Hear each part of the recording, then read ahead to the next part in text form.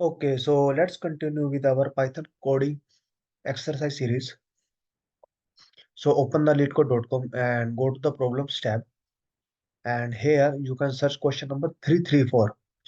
So it's come under the medium category. So the question is increasing triplet subsequence. So click on it. So the problem statement seems easy. So if you see, read the question.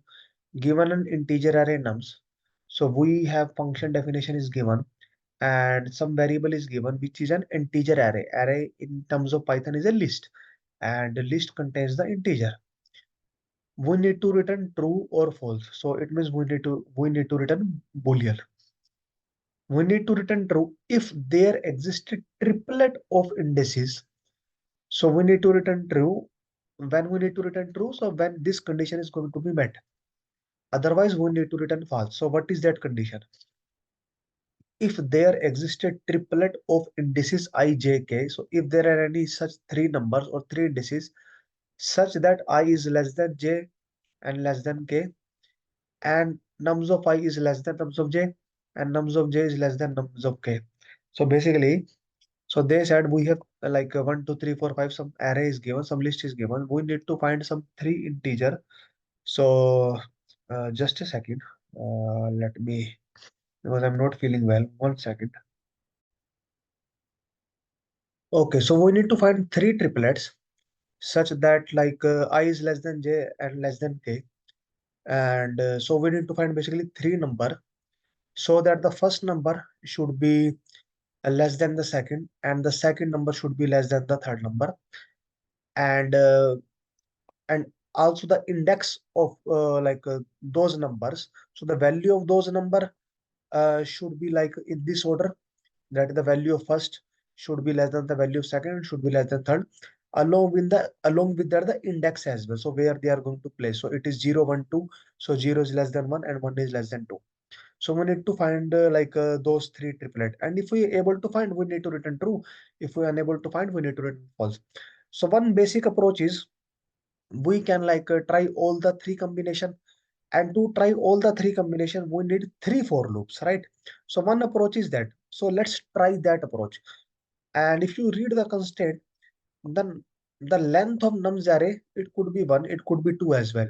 So if it could be 1 and it could be 2, we can directly return false, because if it in the array there are only one element, then you can't create a triplet, right? You can't create a triplet.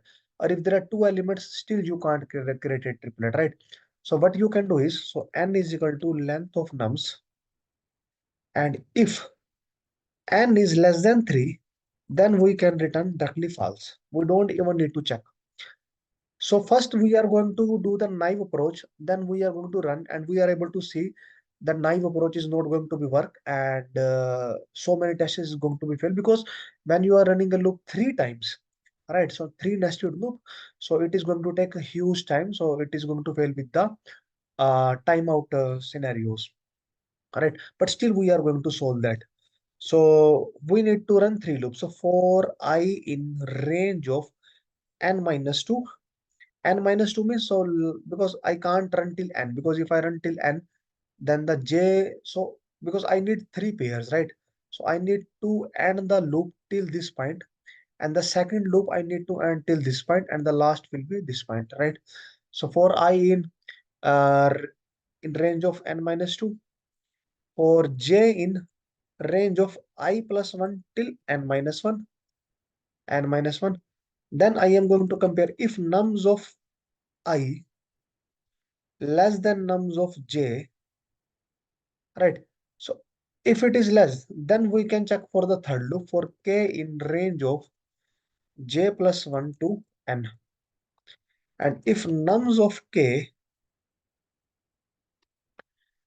is, or you can say greater, or nums of j is greater than nums of I, and nums of k is greater than nums of j, then we can return true. Otherwise, we can return false. So let's try to run that solution. So our sample case has been accepted, which is fine because there are only three test cases. But when I try to run all the test cases, so it is taking huge time and it is going to be fail. So let's see. So it's still taking time because we are running using three for loops. Okay, so you could see we are able to solve 76 test case because if the input is very huge, see, it's very huge input, right? Then for this scenario, it is going to be fail. So it means this naive approach is not going to be work. So we need to find like some other approach, right? Okay, so let's see the another approach. So let's go to the whiteboard.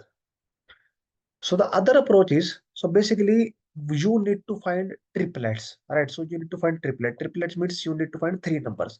So basically you need to find number one, num2, num3, right? So you need to find three numbers. And if three loops are not going to work, so hopefully two loops are also not going to be work. So basically we are going to solve this question within a single loop. So if we are going to solve a question in a single loop, it means at one time we are only going to pick one number. If we are only going to pick one number, then how we are going to take the three triplets? So that is the main challenge, right? So what we are going to do is we are taking two variables, number one, number two, or you can say the third variable as well, num1, num2, num3, because we need three numbers, num1, num2, num3, and we are going to run a loop on this array, right? So we are, and in num1 and num2, because when we are going to run a loop, so we have only one number in place. So the remaining two number we need to put something in that, right? So we are going to put some infinite number because infinite and the positive infinity, not the negative infinity.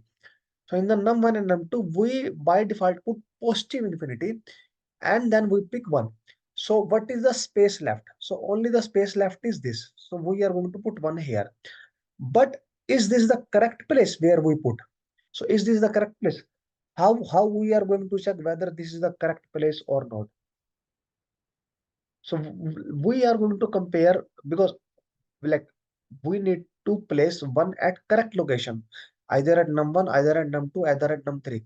But currently num3 is empty, so that's why we put here. But is this the correct place? So we are going to check. So how we are going to check? By comparing. So we are going to compare with num1. Is num3 is greater than num1? No, but ideally it should be greater. It means we put it at wrong place, right? So we are going to remove from here and we are going to put at 1. Right? So 1 is done. Then our pointer will go to, and still here it's infinity. So now in num1 we have 1, in num2 still infinity, and num3 is empty because num3 will contain that number which is like which we are like iterating over the loop. So now we have like 2. So earlier we are going to put 2 here. Is 2 is in the correct position? So let's see. Because num3 should be greater than num1, so 2 is greater than num1, which is perfectly fine. But is 2 is greater than num2? No. So 2 is also not at the correct position. So 2 should be here. 2 should be here, and we are going to remove this. Right. So now we have 1 here, 2 here, 2 here, right? Now our pointer will go to 3. So now only one place left, 3. So now we are again going to check whether 3 is at the correct location. Is 3 is greater than 1? Yes. Is 3 is greater than 2? Yes. So we find one triplet, right? And straightforward, we are going to return true. We even don't need to check for the further loops. So we are not going to check these loops. We are going to return true from here itself. So let's try to solve the second scenario, which is a little bit bigger. So we have one array and we need three triplets. So num1, num2, num3. So we need three numbers. And one way to find three triplets is by running like loops three times, right? So by running the loop three times, but when we run the loop three times, you could see the Leetcode is not going to accept that scenario, right? So one solution is we need to run either two time or one time. So let's try to run one time. So, but if we run only one time, then we are able to find only one number. So in the remaining two number, we are going to put infinity. So the first number is 2. So we put here 2. Is 2 is at the correct location, right? Because correct syntax should be num1 should be less than num2 and num2 should be less than num3. But is num3 less than num1? No. So we are going to put num3 here, and num3 means like 2 here, and infinity is still here, and this is blank. So num2 is done. Now our cursor will be here.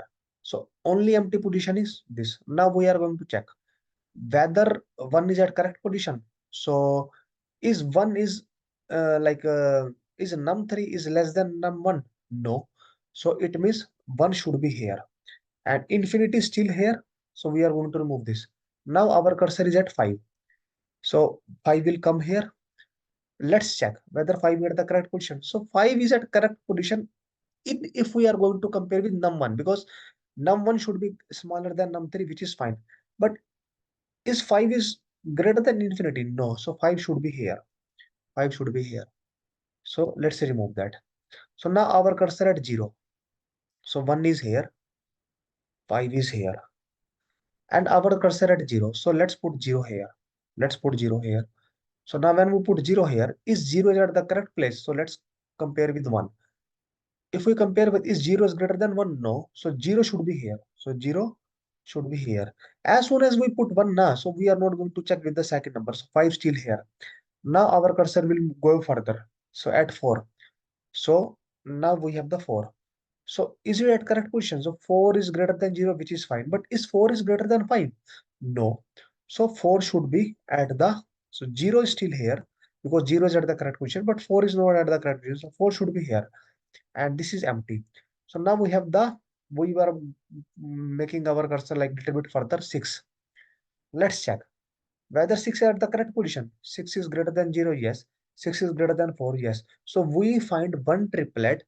All right, so we find one triplet, so we are going to return true. All right, so what we need to do is, so one scenario is like we are going to directly check uh, if length of nums less than 3, we are going to return false. All right, because that is the base condition. Now we are going to take num1, num2, and we are going to take we are going to assign infinity variable, float of infinity. All right, because we are going to, we are taking three variables, num1, num2, and we are going to assign the infinity variable. Now we, for the num3, num3 will be for num3 in nums. So basically, we are running a loop on nums on this array, and whatever the variable we are going to pick, that will be assigned into num3. That is going to assign to the num3. Okay, so as soon as we run the loop, so one is in the num3. So one is in the num3. What is the next? So when, as soon as it come into num3, we need to compare with the num1.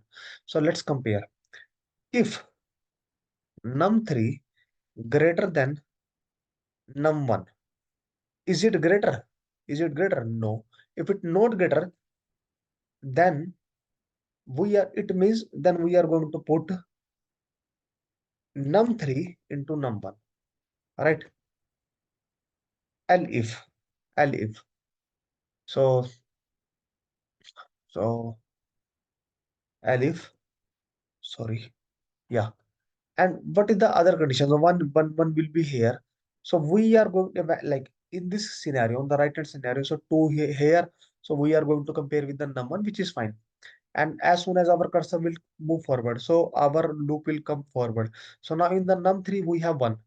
So again we are going to check whether like 1 means num3 is greater than num1.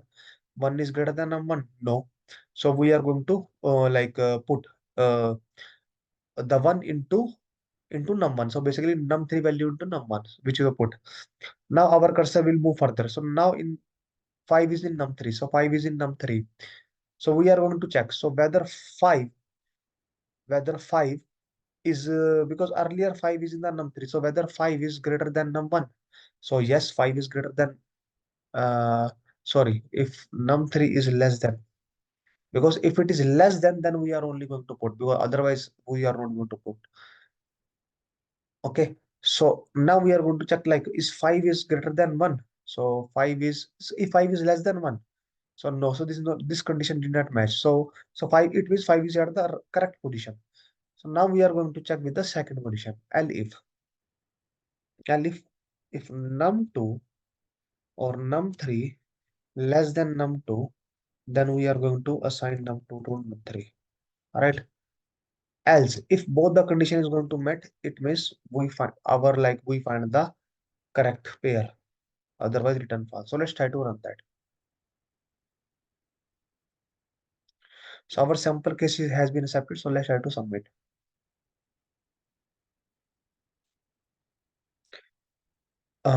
Something is wrong. What is wrong?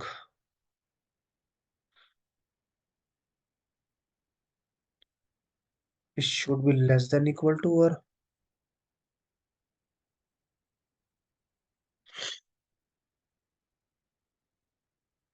yeah, it should be less than equal to. All right, because like there are so many number which can be like same. Like in that example, 1 1 1 1 1.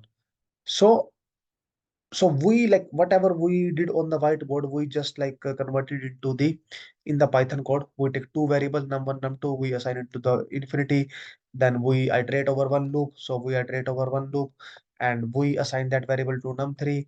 Then one by one we are going to check with num1. If it is like smaller, if it is smaller, then we are going to assign it.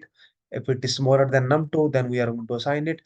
If it is bigger than both the variables, then we are going to return true. Otherwise, we are going to return false. Right. So that's it. That's the end of the video. And it's like a good question. So you can also try that. So thank you.